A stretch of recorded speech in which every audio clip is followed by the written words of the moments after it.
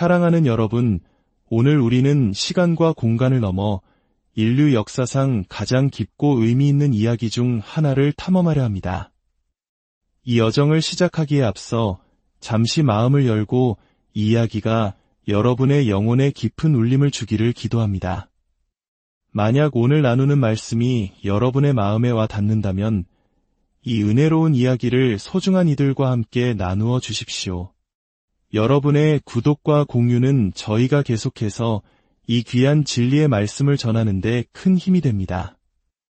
이 시간을 통해 하나님의 크신 축복과 평안이 여러분 모두에게 함께 하시기를 간절히 소망합니다. 오늘 우리가 함께 묵상할 말씀은 구약성경 출애굽기 12장의 말씀입니다. 수백 년간 이집트의 노예로 고통받던 이스라엘 백성. 그들의 울부짖음이 하늘에 닿았을 때 하나님께서는 모세와 아론을 통해 그들을 구원할 계획을 세우십니다. 그리고 그 구원의 정점에는 역사상 가장 극적인 밤이 기다리고 있었습니다. 하나님께서 모세와 아론에게 말씀하셨습니다. 이 달을 너희에게 달의 시작, 곧 해의 첫 달이 되게 하고 이스라엘 온 회중에게 말하여 이르라. 이 달 열흘에 너희 각자가 가족을 위하여 어린 양을 한 마리씩 취하라. 만일 그 식구가 너무 적어 어린 양 한 마리를 다 먹지 못하면 이웃과 함께 사람 수를 따라 한 마리를 잡고 각 사람이 먹을 수 있는 분량에 맞게 계산할지니라. 너희 어린 양은 흠없고 1년 된 수컷으로 하되 양이나 염소 중에서 취하고 이달 14날까지 간직하였다가 해 질녘에 이스라엘 회중이 그 양을 잡으라. 그리고 그 피를 가져다가 양을 먹을 진문 좌우 설주와 인방에 바르라. 그 밤에 이스라엘 백성은 불에 구운 양고기를 무교병과 쓴 나물과 함께 먹어야 했습니다. 날 것으로나 물에 삶아서 먹지 말고 머리와 다리와 내장을 다 불에 구워 먹어야 했습니다. 아침까지 아무것도 남겨두지 말고 남은 것은 모두 불살라야 했습니다. 그리고 그 음식을 먹을 때에는 허리에 띠를 띠고 발에 신을 신고 손에 지팡이를 잡고 급히 먹어야 했습니다. 이것이 바로 하나님의 유월절, 즉 넘어간다는 의미의 파스카였습니다. 하나님께서 선포하셨습니다. 그날 밤에 내가 이집트 땅을 두루 다니며 사람이나 짐승을 막론하고 이집트 땅에 있는 모든 처음 난 것을 다치고 이집트의 모든 신을 내가 심판하리라. 나는 여호와라. 내가 이집트 땅을 칠 때에 그 피가 너희가 사는 집에 있어서 너희를 위하여 표적이 될지라. 내가 피를 볼 때에 너희를 넘어가리니 재앙이 너희에게 내려 멸하지 아니하리라. 이것은 주님의 말씀입니다. 이집트의 왕 파라오는 일찍이 모세에게 이렇게 물었습니다. 여호와가 누구이기에 내가 그의 목소리를 듣고 이스라엘을 보내야 하느냐? 그의 질문은 단순히 신의 이름을 묻는 것이 아니었습니다. 세상에는 수많은 신이 있고 저마다 자신의 종교와 믿음을 가지고 있는데 당신들이 믿는 신이 대체 무엇이 그리 특별하냐는 질문이었습니다. 당신들의 믿음이 내가 믿는 모든 것을 버리고 따를 만큼 독특하고 위대한 이유가 무엇이냐고 묻고 있는 것입니다. 아마 이 질문에 대한 가장 완벽한 대답이 바로 오늘 우리가 읽은 유월절 사건일 것입니다. 성경의 세계관을 공유하는 유대교와 기독교, 이 두 위대한 신앙의 가장 중심에는 바로 이 사건이 자리 잡고 있습니다. 유대인들에게 유월절 식사는 그들의 정체성을 형성하는 가장 핵심적인 의식이며 우리 기독교인들에게는 이 유월절을 새롭게 해석한 성찬식이 예배의 중심이 됩니다. 파라오의 질문, 당신의 신은 무엇이 그리 특별한가? 에 대한 답은 바로 여기에 있습니다. 그런데 그 중심을 보십시오. 그 중심에 무엇이 있습니까? 바로 무력한 희생 제물, 어린 양의 피 흘리는 죽음입니다. 세상의 그 어떤 종교도, 그 어떤 철학도 신앙의 가장 깊은 곳에 무력한 희생자의 피 묻은 죽음을 두지는 않습니다. 그렇다면 왜일까요? 왜 하필 연약한 어린 양의 죽음이 이 거대한 구원 이야기의 중심이 되어야만 했을까요? 이 깊은 의미를 이해하기 위해 우리는 세 단계의 여정을 떠나야 합니다. 첫째는 어린 양의 희생 자체를 살펴보는 것이고, 둘째는 성경 전체를 관통하는 어린 양의 이야기의 맥락 속에서 이 사건을 이해하는 것이며, 마지막으로 세례 요한의 외침처럼 우리 모두가 어린 양을 바라보는 것입니다. 먼저 어린 양의 희생에 대해 생각해 봅시다. 하나님께서는 파라오에게 거듭하여 히브리 백성을 고통스러운 노예 생활에서 해방시키라고 명령하셨습니다. 하지만 파라오는 완강히 거부했고 그 결과 9가지의 끔찍한 재앙이 이집트 땅을 휩쓸었습니다. 그리고 이제 마지막 10번째 재앙이 닥쳐옵니다. 12절 말씀처럼 하나님께서는 그날 밤 이집트의 모든 처음 난 것, 즉 장자를 치시겠다고 하십니다.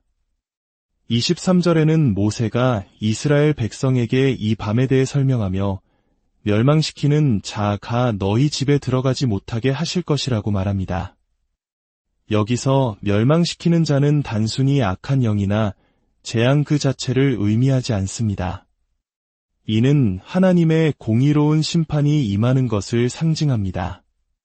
우리가 하나님의 창조 질서와 원리를 어길 때 우리 삶에는 분열과 혼돈의 힘이 풀려나게 됩니다.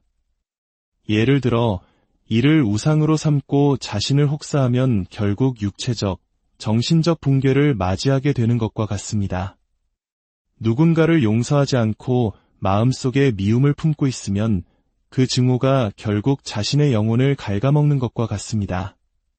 하나님께서 그 밤에 멸망시키는 자가 올 것이라고 말씀하신 것은 그날 밤단 하루 이집트라는 한정된 공간 안에서 영원한 하나님의 심판이 미리 임하는 것을 보여주시겠다는 의미입니다.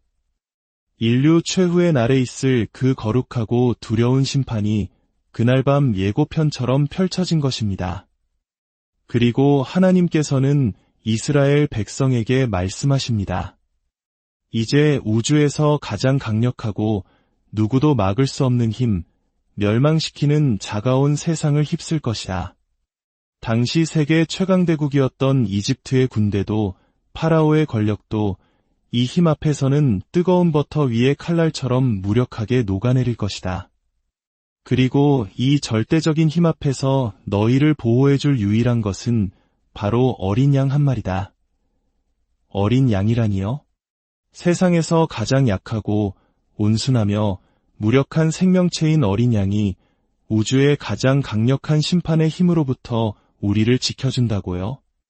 이것은 현대인의 이성으로는 도무지 이해하기 어려운, 어쩌면 불쾌하게까지 들릴 수 있는 이야기입니다. 이 혼란스럽고 불편한 진실이 어떻게 우리에게 의미를 가질 수 있을까요? 그 답은 바로 성경 전체를 아우르는 거대한 어린 양의 이야기 속에 숨겨져 있습니다. 성경 속 어린 양 이야기의 첫 번째 장은 창세기 22장, 아브라함과 이삭의 이야기에서 시작됩니다. 하나님께서는 아브라함에게 그의 사랑하는 독자 이삭을 번제물로 바치라고 명령하십니다. 현대인의 관점에서 이 명령은 끔찍하고 비상식적으로 들립니다. 많은 사람들은 아브라함이 이 명령을 듣고 엄청난 고뇌에 빠졌을 것이라고 생각하며 그 이유가 하나님의 명령이 너무나 잔인했기 때문이라고 추측합니다. 하지만 이는 아브라함이 살았던 시대의 문화적, 역사적 배경을 이해하지 못한 것입니다. 고대 사회에서 개인의 성공이나 명예는 오늘날처럼 중요하지 않았습니다. 사람들의 가장 큰 소망은 가문의 번영과 영광이었습니다. 가족 중 한 사람이 수치스러운 일을 저지르면 그 수치는 가족 전체의 것이 되었습니다. 우리 한국 사람들에게는 이런 공동체적 사고방식이 그리 낯설지 않습니다. 나보다는 우리를 먼저 생각하고 가문의 명예를 소중히 여기던 문화가 있었기 때문입니다. 서구, 특히 미국의 급진적인 개인주의 문화 속에서는 가족 구성원의 잘못을 온전히 그 개인의 책임으로 돌리는 경향이 있지만 사실 우리는 나이가 들수록 내가 얼마나 내 가족의 산물인지를 절실히 깨닫게 됩니다. 나의 좋은 점도 나쁜 점도 온전히 나만의 것이 아니라 가족으로부터 받은 영향이 지대하다는 것을 인정하게 됩니다. 고대 사회에서 장자는 가문의 모든 희망과 미래를 상징했습니다. 그런데 모세의 율법에는 반복해서 이런 말씀이 나옵니다. 모든 처음 난 것은 내 것이다. 모든 장자의 생명은 하나님께 속해 있으며 대속의 값을 치르지 않으면 안 된다는 것입니다. 이는 오늘날 우리에게는 매우 생소한 개념이지만 고대 사람들에게는 아주 분명한 메시지였습니다. 즉, 이 땅의 모든 가정 위에는 죄의 빚이 있다는 것입니다. 하나님께 갚아야 할 영적인 빚이 있으며 그 빚에 대한 책임이 장자에게 지워져 있다는 상징적인 선포였습니다. 따라서 하나님께서 아브라함에게 이삭을 바치라고 하셨을 때 아브라함은 그 명령이 부당하다고 생각하지 않았습니다. 그는 하나님께서 그 빚을 요구하고 계시다는 것을, 즉 하나님께는 그럴 권리가 있다는 것을 알았습니다. 이삭이 자신의 죄 때문에 죽게 될 수도 있다는 사실을 받아들인 것입니다. 아브라함의 고뇌는 어떻게 일이 불공평하실 수 있습니까? 가 아니었습니다. 그의 마음속 외침은 이것이었습니다. 오, 하나님, 당신은 공의로우신 분이시지만 동시에 은혜의 약속을 주신 분이 아닙니까? 어떻게 공의로우시면서 동시에 약속을 지키는 은혜의 하나님이 되실 수 있습니까? 아브라함이 이삭과 함께 모리아 산을 오를 때 이 이야기의 감정적 절정은 이삭의 질문에서 터져나옵니다. 아버지, 불과 나무는 있는데 번제할 어린 양은 어디에 있나이까? 아브라함은 아들을 바라보며 대답합니다. 내 아들아, 번제할 어린 양은 하나님이 자기를 위하여 친히 준비하시리라. 이 말 속에는 아들의 죽음이 마땅한 정의일지라도 하나님께서 대신할 어린 양을 예비해 주시기를 바라는 아버지의 간절한 소망이 담겨 있습니다. 하나님, 제발 제 어린 양이 죽지 않도록 하나님께서 친히 어린 양을 준비해 주십시오. 어떤 사람들은 죄의 빚이라는 개념 자체를 반박합니다. 나는 그렇게 나쁜 사람이 아니다 라고 말하거나 설령 죄가 있다 해도 자비로운 신이라면 그냥 용서해 줄 수 있는 것 아닌가? 라고 묻습니다. 첫째로, 우리는 스스로의 기준에조차 미치지 못하는 존재입니다. 하나님의 십계명이 아니더라도 우리가 스스로 정한 도덕적 기준, 다른 사람에게 요구하는 그 기준에 비추어 볼 때조차 우리 중 누구도 떳떳할 수 없습니다. 둘째로, 진정한 용서는 결코 그냥 이루어지지 않습니다.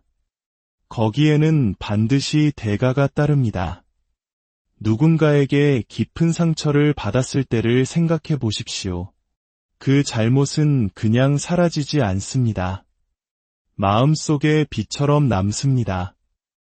이 빚을 해결하는 방법은 두 가지뿐입니다. 상대방에게 대가를 치르게 하거나 내가 그 대가를 감당하는 것입니다. 상대방을 비난하고 고통을 주며 빚을 갚게 할 수도 있습니다. 그러나 성경이 말하는 진정한 용서는 복수하고 싶은 마음을 억누르고 비난하고 싶은 혀를 제어하며 미워하는 마음 대신 사랑을 선택하는 것입니다. 이 과정은 고통스럽습니다. 왜냐하면 상대방이 져야 할 빚을 내가 대신 감당하고 있기 때문입니다. 즉, 용서는 비용이 드는 행위입니다. 사회적으로도 마찬가지입니다. 흉악한 범죄를 저지른 살인마를 판사가 그가 뉘우치고 있으니 그냥 풀어주자고 한다면 사회는 분노할 것입니다. 왜냐하면 그가 대가를 치르지 않으면 사회가 그 대가를 치르게 되기 때문입니다. 피해자의 희생은 무가치한 것이 되고 잠재적인 다른 범죄를 막을 힘도 사라집니다. 그가 빚을 갚지 않으면 우리 모두가 그 빚을 갚아야 하는 것입니다. 이처럼 심리적으로나 사회적으로나 심각한 잘못에 대한 대가 지불 없이는 진정한 해결이 불가능합니다. 불완전한 우리 인간조차 이 사실을 아는데 하물며 완전하고 거룩하신 하나님 앞에서 우리의 죄의 빚은 어떻겠습니까? 아브라함은 이 사실을 알았습니다. 그는 마지막 순간에 하나님께서 이삭을 구해주셨지만 이야기는 풀리지 않은 질문을 남깁니다. 빚은 분명히 존재하는데 하나님께서 약속하신 어린 양은 나타나지 않았습니다. 수풀에 걸린 순양은 감사 제물이었을 뿐 근본적인 빚을 해결한 대속 제물이 아니었습니다. 그래서 질문은 계속됩니다. 어린 양은 어디에 있는가? 그리고 이제 어린 양 이야기의 두 번째 장, 모세와 유월절로 넘어옵니다. 이 이야기에서 우리는 두 가지 놀라운 영적 원리를 발견합니다. 바로 영적 평등주의와 영적 대속주의입니다.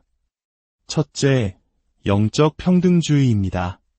하나님께서는 이스라엘 백성에게 문에 피를 바른 후 아침까지 아무도 자기 집문 밖에 나가지 말라고 명령하십니다.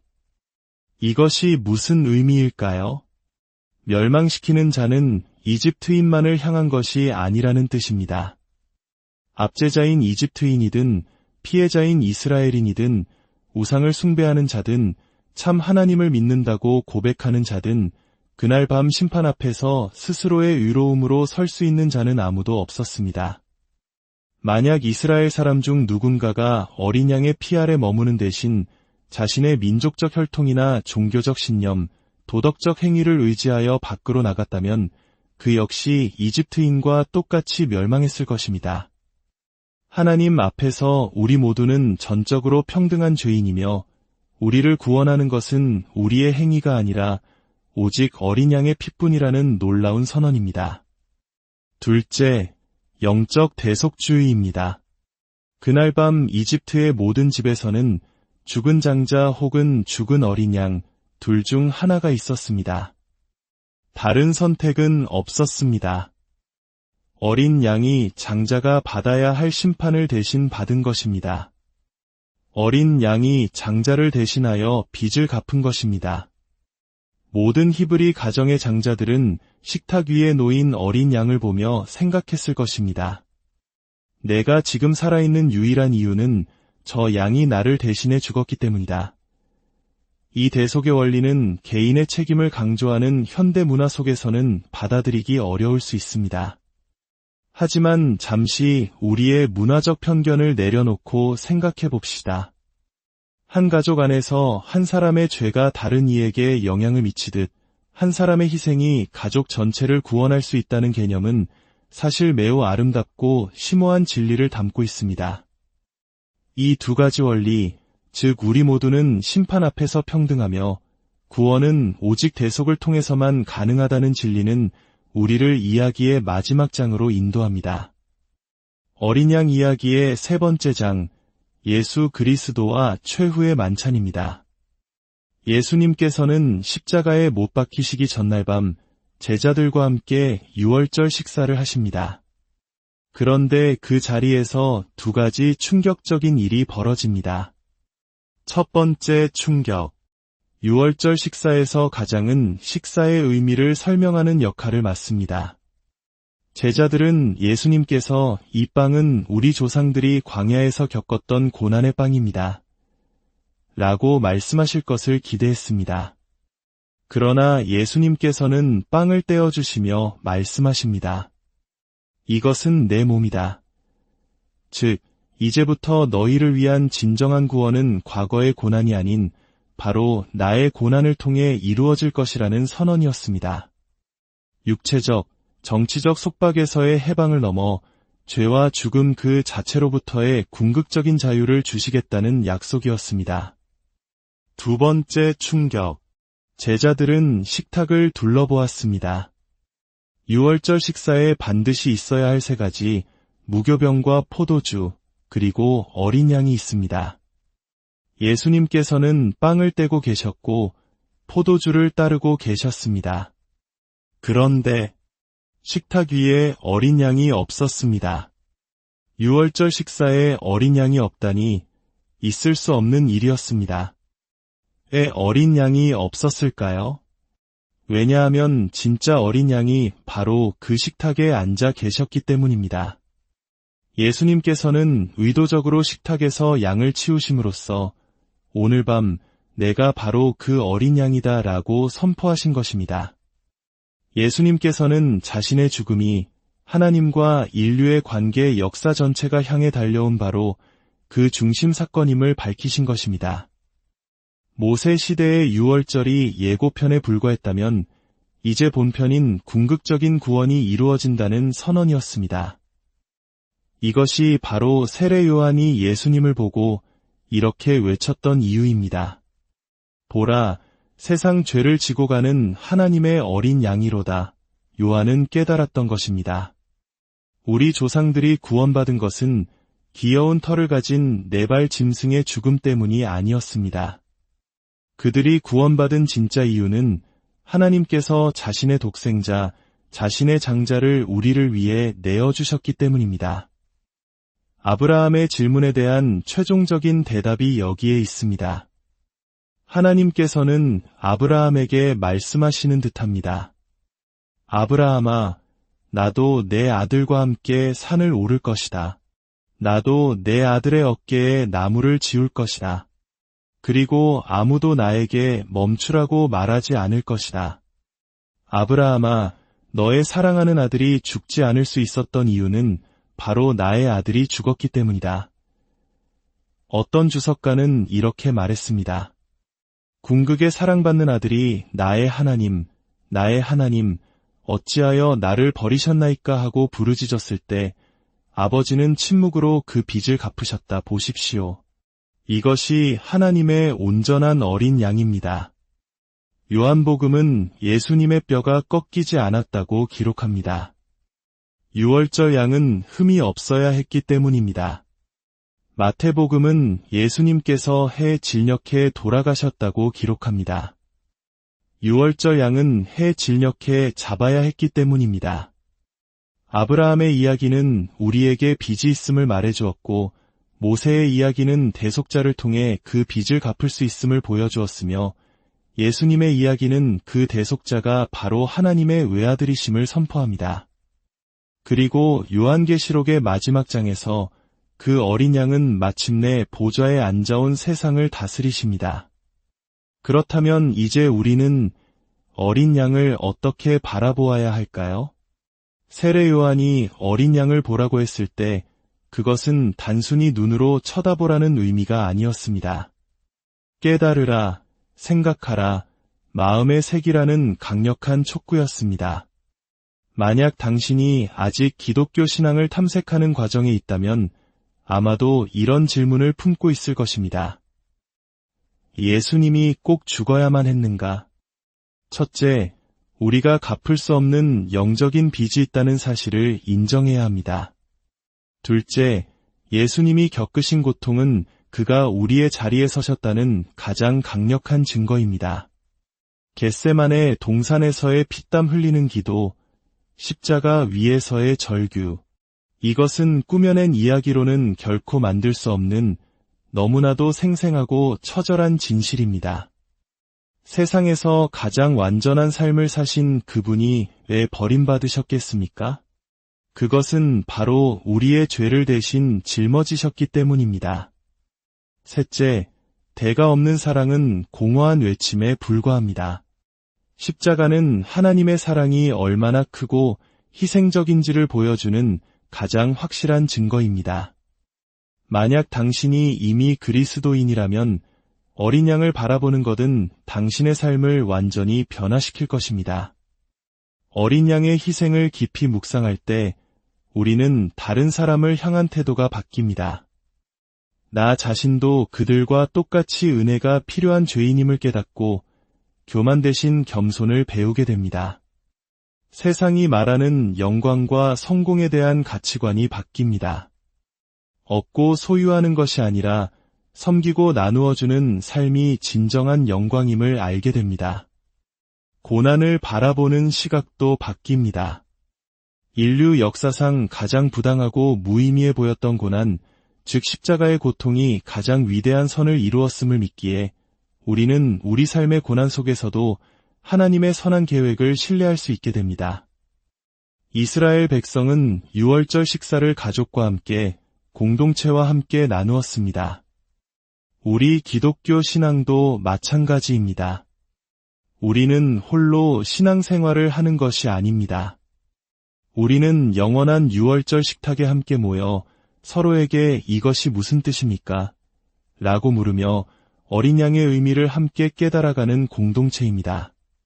그렇게 함께 어린 양을 바라볼 때 우리는 점점 더 그분을 닮아가며 변화될 것입니다. 만약 우리가 시나이 광야에 있던 한 이스라엘 사람에게 당신은 누구냐고 물었다면 그는 이렇게 대답했을 것입니다. 저는 이방 땅에서 죽음의 위협 아래 살던 나그네였습니다. 하지만 어린 양의 피 아래 피신하여 구원을 받았습니다. 제 힘으로는 결코 저 자신을 구원할 수 없었지만 저는 구원받았습니다. 이제 하나님께서 우리 가운데 계시며 비록 이곳이 황량한 사막일지라도 우리를 약속의 땅으로 인도하고 계십니다. 놀랍게도 이것은 오늘날 그리스도인이 하는 고백과 정확히 일치합니다. 성경의 모든 역사, 세상의 모든 이야기는 예수 그리스도께서 세상 죄를 지고 가는 하나님의 어린 양이 되신 그날 그 십자가 위에서 절정을 이루었습니다. 함께 기도하겠습니다. 아버지 하나님, 오늘 저희에게 예수님께서 왜 죽으셔야만 했는지 그 깊은 사랑과 진리를 깨닫게 해주시니 감사합니다. 우리가 그 하나님의 어린 양을 바라볼 때마다 우리의 삶이 새롭게 변화되게 하옵소서. 다른 사람을 향한 우리의 태도가, 우리 자신을 바라보는 시선이, 세상을 살아가는 방식이, 고난을 이겨내는 힘이 모든 것이 주님의 십자가 사랑 안에서 온전히 새로워지게 하옵소서.